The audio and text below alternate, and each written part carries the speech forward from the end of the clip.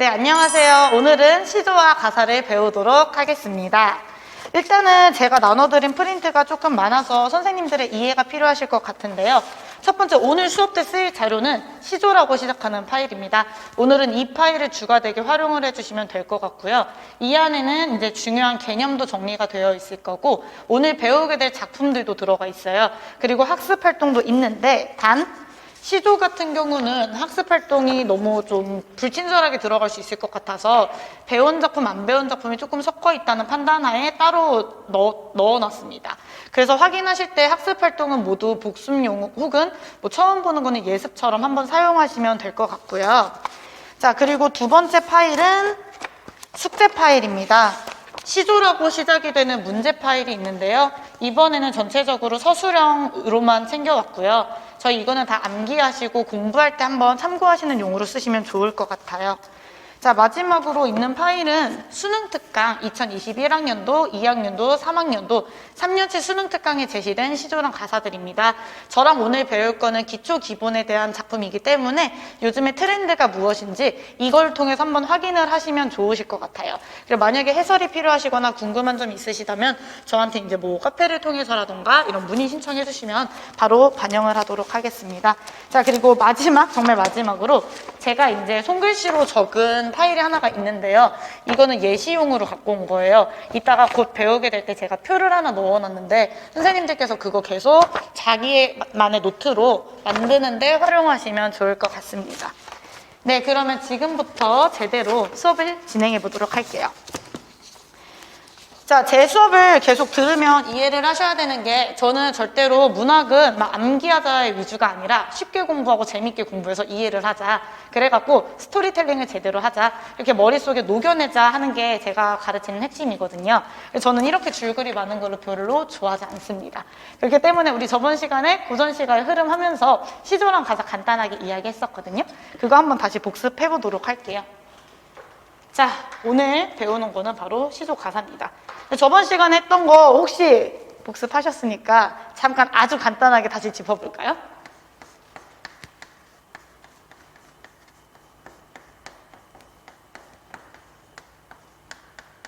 자, 첫 번째 고대가요였습니다.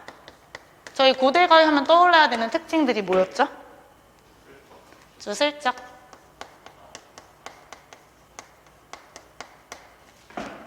집단.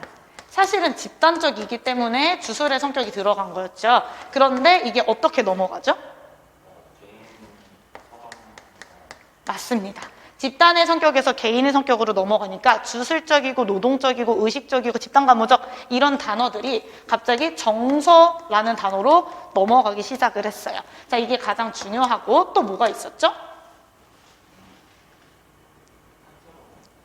한자로 기록됐는데 한문으로 번역된 시가다라고 이야기를 해서 저희는 이거를 뭐라고 했었죠? 네, 한역시가라고 이야기를 했습니다. 결과론적으로 저희는 이 고전시가라고 하는 거 최종적으로는 중세국어로 된 걸 제일 많이 볼 거이기 때문에 한자로 기록된 거는 한자로 기록된 이유를 알아야 돼요. 한역시가에서 알 수 있는 키워드는 바로 구전되다가 기록되었는데 당시에는 한글이 아직 없었다라는 거 생각해 주시면 될 것 같고요. 세 번째는 배경설화가 있다 였습니다. 자, 그리고 고대가요 다음에 뭐가 있었죠? 네, 향가가 있었어요. 자, 그러면 향가도 표기 먼저 살펴볼까요? 뭐로 기록이 되었죠? 네, 향찰로 기록되었습니다. 자, 저희가 향찰로 기록됐다 했을 때 이 향찰 겉으로 봤을 때는 뭐라고 했죠? 네, 한자였습니다. 자, 한자로 기록이 되었는데 중국인이 해석할 수 있었나요? 없었나요? 없었죠. 그래서 제가 외래 문화를 주체적으로 수용한다라고 해서 그냥 한국 버전, 한자의 한국화다라고 이야기를 했습니다. 그래서 어떻게 한국 버전으로 만들었을까? 이게 궁금해야 되기 때문에 차자표기다, 글자를 빌려 썼다라고 해서 한자를 음차로, 훈차로 각각 소리랑 뜻을 빌려 썼다라고 나눠보게 되었었고요. 두 번째는 그 당시에 승려랑 화랑들이 썼다라고 하는 작자층, 그리고 4구체, 8구체, 10구체에 대해서 이야기를 했었습니다. 자, 4구체는 가장 어떤 버전이었죠? 오래된 버전, 가장 초기 버전이다 보니까 아무래도 민요적 성격이 강하다고 이야기를 했고요. 19T는 가장 어땠나요? 완성도가 높았습니다. 자, 완성도가 높았으면 그 완성도 어떻게 높았는지 찾아볼 필요가 있어요. 첫 번째 뭐였죠? 네, 3, 단, 구성. 이게 결국 기, 서, 결이 된다고 이야기를 했고요. 두 번째는 무슨 특징이 있었죠? 3, 4. 낙구에 첫머리에. 근데 이 낙구라고 하는 거는 마지막 행이라고 해도 되고 여기에 기서 결이었기 때문에 결구라고 해도 되고 결구는 보통 구십행이었기 때문에 구행 첫머리라고 해도 다 같은 말이에요. 자, 그래서 낙구 첫머리에 감탄사가 쓰임으로써 어떤 기능이 있었죠? 과? 오케이, 그렇게 두 가지가 있었다라는 거 체크해 주시면 될 것 같아요. 그래서 이때는 이제 정형적인 게 시작되기 시작했구나 라고 한번 살펴보시면 좋았을 것 같아요. 자, 그리고 나서 향가 다음에 어떤 시대로 어떤 장르가 등장하죠? 네, 고려시대가 돼서 고려가요가 됐는데 사실 평민이 썼다, 뭐 솔직하다, 진솔되다도 좋기는 하지만 지금 저는 이 한문 번역이었다, 향찰로 기록됐다 하는 거 보니까 이때 어떤 기록 수단인 게 중요하겠죠? 고려시대다 한자로 한글로 기록이 되어 있습니다. 자, 그래서 여기서 저희가 의문이 들었어요. 한글로 기록됐대. 이거 조금 이상해. 왜 이상해요? 네, 고려시대에는 한글이 없었기 때문에 그래서 한글로 기록되었다는 뜻 자체가 구전되다가 기록되었다를 의미하는 건데 자, 이때 기록된 시기가 언제라고 한 거죠? 조선시대이다. 무조건 이렇게 스토리텔링 하시는 게 제일 좋아요. 뭐 문학사, 역사 배우는 거 좋기는 한데 사실 저희는 역사에 대해서 제대로 알 필요는 없거든요.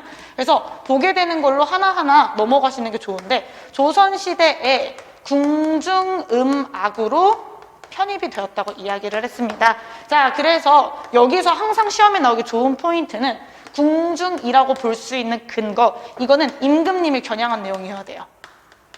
자, 임금 겨냥이니까 제일 대표가 태평성대.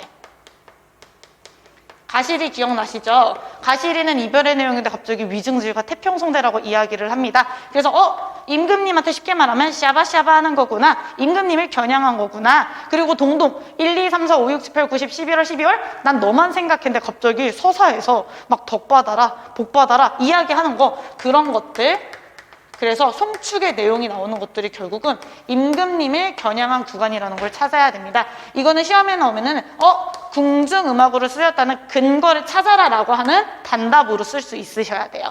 자, 그리고 음악이라고 하는 포인트에서 체크를 하셔야 되는 게 보통 고려가의 후렴구들 설명 안 되는 것들은 거의 다 악기 소리일 거라고 음성 상징어라는 이야기를 하죠. 그게 결국 궁중음악이 되는 근거라고 살펴보시면 될 것 같아요. 그리고 이제 뭐 3분후에서 3음부, 분연체, 후렴구가 있다라고 이야기를 합니다. 자, 그리고 이제 오늘 배우게 될 뭐죠? 시조랑 가사입니다. 자, 저희가 여기서 살펴봐야 되는 거 시조랑 가사의 시대는 네, 맞습니다.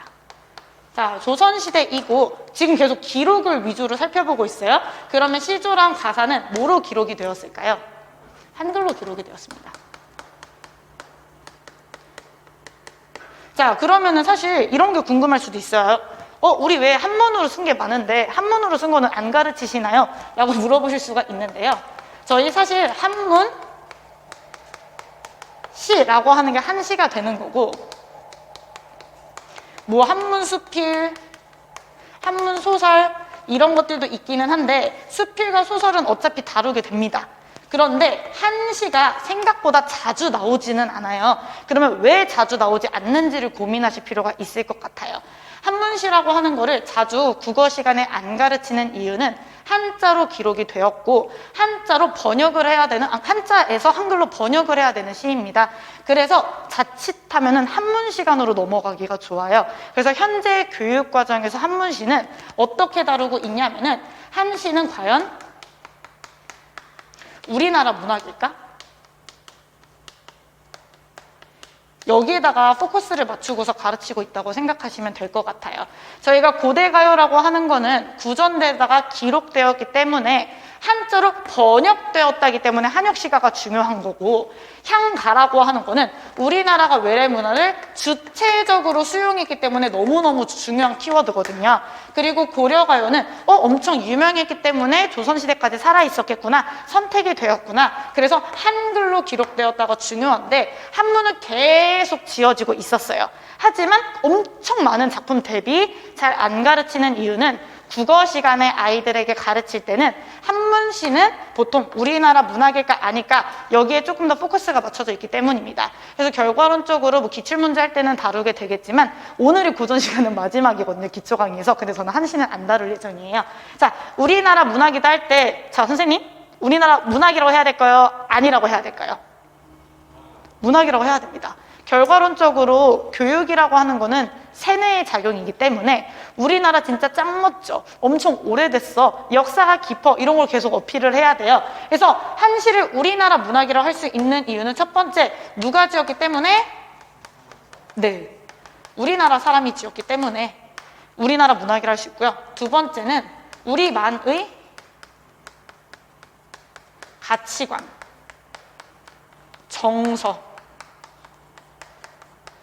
사상을 담았기 때문에 글자가 아무리 한자일지라도 한문으로 기록된 걸지라도 우리나라 문학이라고 본다라고 하는 이 키워드만 살펴보시면 사실 한시는 큰 무리는 없을 것 같습니다. 자, 그리고 오늘부터 제대로 공부해야 되는 거는 시조와 가사입니다. 저희가 제일 많이 공부해야 되고 제일 많이 보게 될 작품이에요.